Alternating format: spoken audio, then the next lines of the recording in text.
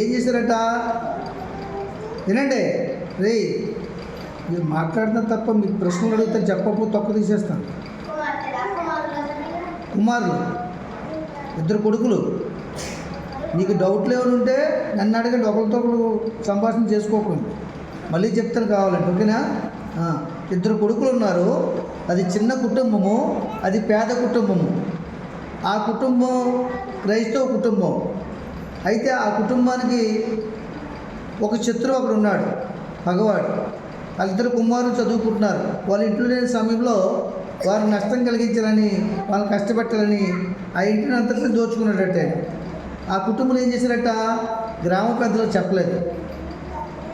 వాళ్ళు జరిగిన నష్టాన్ని గ్రామ పెద్దలకు చెప్పలేదు. పోలీస్ స్టేషన్ కంప్లైంట్ ఇవ్వలేదు. వాళ్ళు విశ్వాసంలో ఉన్నారు కనుక విశ్వాసంతో దేవునికి ప్రార్థన ఆసక్తిగా చేస్తున్నారట. మీరు ఎలా వినాలి? ఇప్పుడు చెప్పే స్టోరీ మీరు ఆసక్తిగా వినాలి. గట్టవుతుందా? ఆసక్తిగా వింటేనే అది మీ హృదయంలో చేరుతుంది. ఆ మాటలు మీ మనసులో ఉంటాయి. రేపు ఎవరి మీద మీరు పగ తీర్చుకోండి, దేవునికే అప్పగిస్తారు. అంతే కదా? వినకపోతే మీరు స్కూల్కి వెళ్తున్నారు కదా, మాస్టర్ చెప్పే ప్రతి ఒక్క ఆ యొక్క లెసన్ వినకపోతే, విని మైండ్లో పెట్టుకోకపోతే మీరు చదువుకోగలరా? చదువుకుని మళ్ళీ ఎగ్జామ్ రాయగలరా? రాయలేదు. అలాగే ఇక్కడ వింటున్న ప్రతి మాట మీరు హృదయంలో పెట్టుకోకపోతే మీరు మార్పు రాదు. మీకు ఎప్పుడు అలగపోతుకే అర్థమవుతుందా? కాబట్టి ఇక్కడ విన్నది మీ జీవితంలో మీరు ప్రయోజనకరంగా ఉంటారు. మీకు అర్థమవుతుందా? చక్కగా వినాలి. ఎలా వినాలి? ఆసక్తిగా వినాలి. ఎలా వినాలి? ఎలా వినాలి?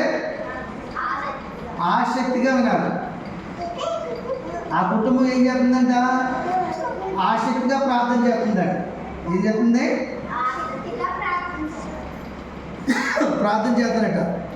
వారు పోగొట్టుకున్న సమస్తం తిరిగి పొందుకోవాలని దేవుని బ్రతిమాలుకున్నారట. చూసారా ఏమైనా వాళ్ళు పోగొట్టుకున్న ప్రతిదీ కూడా పొందుకోవాలని. అమ్మాయి ప్రణతి, నువ్వు ఎక్కడెట్టిన దృష్టి? నీ కళ్ళు చెప్తే నాకు నువ్వు ఎక్కడెడుతున్నావు? బయటకు వచ్చిన వాళ్ళని చూడకండి. ఇక్కడ ఇందులో నీతి ఉంది, వినండి. ఆ కుటుంబం ఎవరిని బతుకోవాలనుకుంటుంది? గ్రామ పెద్దను బతుకోలేదు, పోలీస్ స్టేషన్ బతుకోలేదు, అర్థమవుతుందా? అధికారం బతుకోలేదు. దేవుని దగ్గర ఆసక్తితో ప్రార్థన చేస్తూ పోగొట్టుకున్న సమస్తాన్ని తిరిగి పొందుకోవాలని దేవుని దగ్గర బ్రతిమాలుకుంటున్నారు. దేవుని మనసు కలిగి ప్రార్థిస్తున్నారు. మీకు అర్థమవుతుందా? లేక మనకి ఏదైనా కష్టం వచ్చినప్పుడు ఏం చేయాలి? మనం ప్రార్థన అది చేసుకోవాలి. అయితే ఆశ్చర్యంగా రౌడీ పట్టుబట్టాడట. ఆ రౌడీ పోలీసులకి చట్టాన్ని పట్టుబట్టాడట. వారి వస్తువులు తిరిగి లభించాయట. వారి వస్తువులు తిరిగి అప్పగించేశారు. ఈ కార్యం ఎవరు చేశారు? దేవుడు చేశాడు. నీకు నష్టం కలిగించి తప్పించుకుని తిరుగుదామన్నా పట్టబడే వారికి, అధికారికి పట్టబడినట్టుగా దేవుడు చేస్తాడు. ఆయన మరుగేం చేయలేదు. ఓకేనా? రైట్. అయితే కొంతకాలం జైలు శిక్ష అనుభవించి పట్టబడి వచ్చిన రౌడీ మరలా వారికి విరోధంగా మారి కొందరు రౌడీలతో కలిసి చంపుతానని, సర్వనాశనం చేస్తానని బెదిరించున్నాడు. చూసారా? లేక నువ్వు వింటలేదు కదా? చెప్పమంటావా? ఎలా చెప్పమంటావా? ఏం చేసాడో రౌడీ చెప్పు. వినలేదు కదా? విను, అందుకే ఆసక్తిగా విను. అర్థమవుతుందా? ఏం చేసినట్టు పట్టపట్టాడు కదా, పట్టుకున్నారు అధికారులు, పోలీసు వారు పట్టుకున్నారు, జైలుకి పంపించారు, జైలుకి వచ్చాడు, తిరిగి వచ్చాడు. వచ్చిన తర్వాత వాడితో పాటు ఇంకో 4 రౌడీలు పోగు చేసుకున్నాడు. పోగు చేసుకుని మళ్ళీ కుటుంబాన్ని చంపేస్తానని, సర్వనాశనం చేస్తానని బెదిరిస్తున్నాడు. ఇంకా అదవుతుందా? అంతేకాదు, మాంత్రికుల యొక్కకు వెళ్ళాడంట. ఆ కుటుంబాలను చేతబడి చేయించి ప్రార్థించాడు. ఆ రౌడీ గుంపుని ఎదిరించలేకపోయారు వాడు, కానీ బలంగా ప్రార్థన చేశాడు. చాలామంది దైవసేవకులు ఉత్తరం రాసి ప్రార్థన సహాయం కోరాడు. ఏం కోరారు? వాళ్ళు ప్రార్థన కాకుండా చాలా మందికి మా కుటుంబ ఈ పరిస్థితులు ఉంది. ఒక వ్యక్తి మా మీద పగబట్టాడు, మా కుటుంబం అంతా దోచుకున్నాడు, మాకు నష్టం కలిగించాడు, కాబట్టి పోలీసు వారి చేత పట్టబడ్డాడు, జైలుకి పంపించారు, జైలుకి వచ్చి వచ్చాడు, మరలా నా ఇద్దరు కుమారుల్ని, నన్ను, నా భార్య, నా కుటుంబాన్ని నాశనం చేస్తానని చంపుదని బెదిరిస్తున్నాడు. కాబట్టి దీనికోసం మేము ప్రార్థన చేస్తున్నాం. దైవ సేవకులందరూ ప్రార్థన చేయని ప్రతి దైవజనులకు ఉత్తరం రాశారట, అంటే తెలియజేశారు. దేవుని స్తోత్రం. కాబట్టి మనకి ఎక్కువ కష్టం వచ్చినప్పుడు ఏం చేయాలి? ఎక్కువ కష్టం వచ్చినప్పుడు ఏం చేయాలి? మనం ప్రార్థన చేయాలి. మనకు తెలిసిన దైవజనులు కూడా తెలియపరచాలి, ప్రార్థన సహాయం కోరాలి. అలా తెలియజేశారట వాళ్ళు. బలము గల ఆ భక్తి మీద హఠాత్తుగా దేవుని కోపం వచ్చిందంట. చూసారా? ఎంతోమంది దైవజనులు తెలియజేశారు. దైవజనులు ప్రార్థన చేస్తున్నారు, ఆ కుటుంబం కూడా ప్రార్థన చేస్తారు. అప్పుడు దేవుని కోపం ఆ యొక్క భక్తుడి మీదకి, పగవాడి మీదకి దిగొచ్చిందట. దిగొచ్చి ఏం చేసింది? వాడు నడుపుతున్న కారు మరో కారుతో దిగుతున్న అక్కడతలో చనిపోయాడట. చూసారా?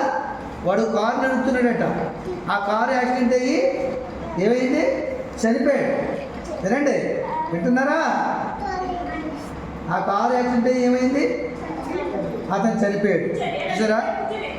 దేవునికి అసాధ్యమైంది ఏమీ లేదు. పిల్లరా, మీకు మీరే పగ తీర్చుకొనక దేవుని ఉగ్రతకు చోటు ఇవ్వాలి. మనమే పగ తీర్చుకోకూడదు. దేవుని ఉగ్రతకు చోటు ఇచ్చినప్పుడు పగ తీర్చుకుంటే నా పని నేనే ప్రతిఫలం ఇస్తాను ప్రభు చెప్తాడు. కాబట్టి ఆయన ఈ రకంగా తీర్చుకుంటాడు. మీకు అర్థమవుతుందా? నిజానికి 10 మంది శత్రువులతో వచ్చారు. ఆ 10 మందితో ఆ ఇద్దరు కొడుకులు, ఆ కుటుంబం పోరాడగలదా? పోరాడలేదు, ఓడిపోద్ది. వాళ్ళ దెబ్బలు కొడితే నష్టం కలుగుతుంది, అవునా కదా? వారి విశ్వాసంతో ప్రార్థన చేశారు. ఎందుకంటే వారి బలము కంటే దేవుని బలము గొప్పది. పెద్దల బలం కంటే దేవుని బలము గొప్పది. అధికారుల బలము కంటే దేవుని బలము గొప్పది. దేవుడు బలవంతుడైన దేవుడు. ఆయన శక్తికి మించితే భూలోకంలో మరి ఏది కూడా లేదని నమ్మి విశ్వసించి వారు ప్రార్థన చేసి అనేక మంది దైవజనుల సహాయం కోరి ప్రార్థన జరిగింది కనుక వాడి మీదకి ఏం దిగొచ్చింది? దేవుని కోపము. మనం కోపడకూడదు. దేవుడు కోపడితే వాడి తీర్పు జరుగుతుంది. మీకు అర్థమవుతుందా? కాబట్టి పగ తీర్చుకుంటే మన పని కాదు, ఎవరి పని? అది దేవుని పని. దేవుడే కార్యము చేయగలడు. మనం ఏం చేయాలి? మనప్పుడు దేవుని పని చేయాలంటే ప్రార్థన చేయాలి విశ్వాసంతో. ఎలా చేయాలి ప్రార్థన? ఆసక్తిగా చేయాలి, బలంగా చేయాలి. మనకు ప్రార్థనే కాకుండా సహాయం కూడా, ప్రార్థన సహాయం కోరాలి. అప్పుడు దేవుడి కార్యము జరుగుతుంది. కాబట్టి పగ తీర్చుట ఎవరి పని? దేవుని పని. మన పని ఏంటి? ప్రార్థన చేయడం మన పని. ప్రార్థన చేసి జవాబు కనిపెట్టితే మన పని. దేవుడి మాట దీవించిన దాకా ఆమేన్ చెప్పాలి. Very good.